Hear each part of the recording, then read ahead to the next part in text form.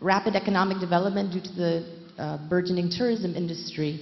And although many people were caught up in the kind of development delirium that we're seeing today, still, I recall many people saying, we don't want Guam to become another Hawaii. In recent years, when I went to graduate school in Hawaii, there were many Pacific Islanders who would actually say to me, we don't want our island to become like Guam. What these comments suggested is obviously not everyone saw development and progress in such glowing terms.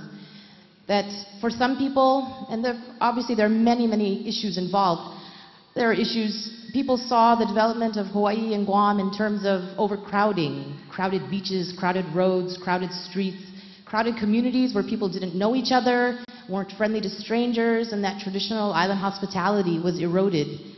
There are people who took environmental issues to heart and saw the replacement of lush forests with concrete jungles and the turning of thriving reefs into wastelands as especially critical. Other people who are concerned with social and cultural issues looked and saw rising rates of homelessness, crime rates, spouse abuse, drug abuse, child abuse, alcohol abuse, especially hard hit in the local communities.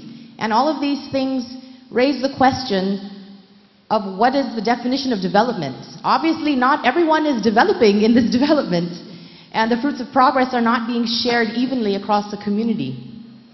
Now, I was invited here as a kind of cultural historical advocate, and I think in general we are represented by the media and by the public as people who are opposed to change, opposed to development, opposed to progress. And I think that's a very unfair characterization. In fact, everyone here wants change, whether it's change in political status, change in social conditions. Personally, I'd love to see more Chamorro men at UOG than DOC. I think we all want change.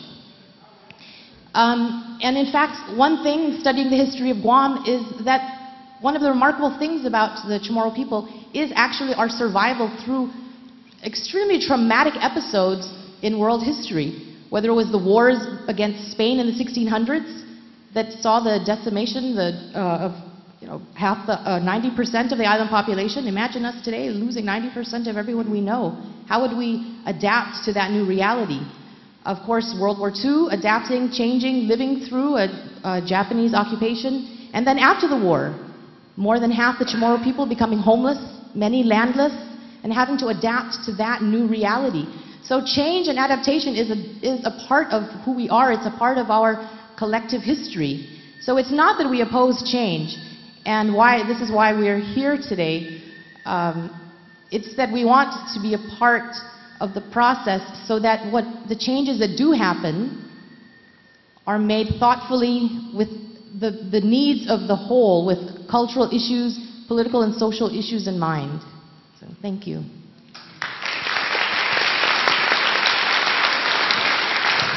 Thank you very much, Dr. Hattori. Magahaga Kinata. Manana Sizuas. I think that I will shift a little bit into, in my discussion, and speak about what we have been doing as a grassroots organization and also peoples of the island, preparing for this very large planned relocation of military personnel. The very first thing that we decided that we needed to do was to find out what was going on in Okinawa. So we developed an alliance throughout the region and abroad. We visited and saw the changes and all of the turmoil that others were enduring. And surprisingly, it was very similar to what we were going through. But what was very frightening is that we are once again to be used as an experimental station. It has been very clear that the one thing that has been made clear, if nothing else, from the planners of this massive move, is that it has never been done before. It has never been done before. So once again, the Chamorro people will become the living laboratory, or the island and its people, a great experiment. I'm sorry. I'm a firm believer in learning from others. I don't think that we need to reinvent the wheel. I really believe that we need to learn from others before us and what they're enduring now. And so we set out to do just that. There is a real reason why the Okinawans want the military out of their island. There is. One of the major reasons, and this is one of the kinder reasons that I will use, is the fact that the people, the local community, have become pushed out into the communities and are living right along borders of their own lands where the prime lands are being held by the armed forces. So we are asked, how are we preparing? By first seeking every manner that we possibly can to ensure that this buildup does not happen on Guam. That is first and foremost. We have made many trips and have made many alliances throughout our region and believe that we have a good pulse on the sense of the communities, most especially the one that is very much a part of this relocation, and that's the Japanese government.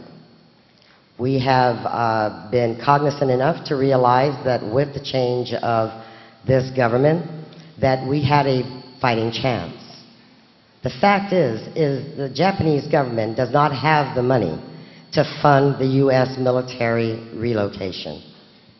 The budget cut that we just saw the other day clearly states that neither does the United States.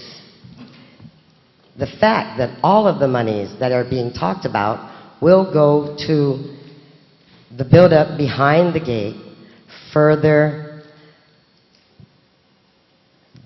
destroying the island, creating two very clear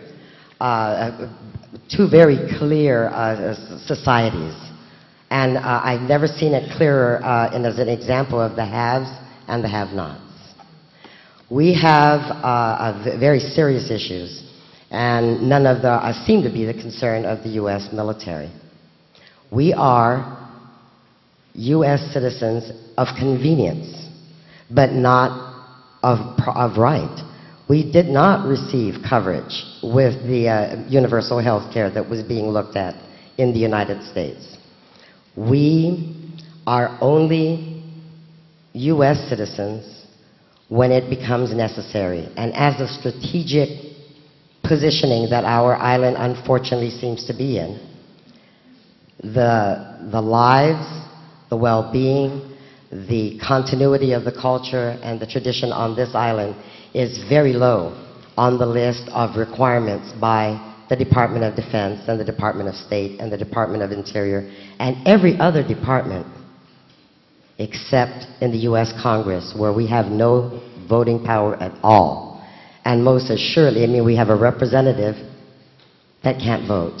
We have no voice in the Senate. But we are expected to somehow give all and believe that we are all U.S. citizens alike. But, so what we've done, let me bring that back, is to try to educate, to learn as much as we possibly can and share the information throughout the community, most importantly to the younger generation who will have to, in the end, address this issue. I think that many of us that have started in this movement are moving on in age, and, but our lives continue, and I think that we've done an excellent job. I'm not patting myself on the back. I'm saying that our up-and-coming leaders are in very good hands at the University of Guam. Our children, and we have become more informed.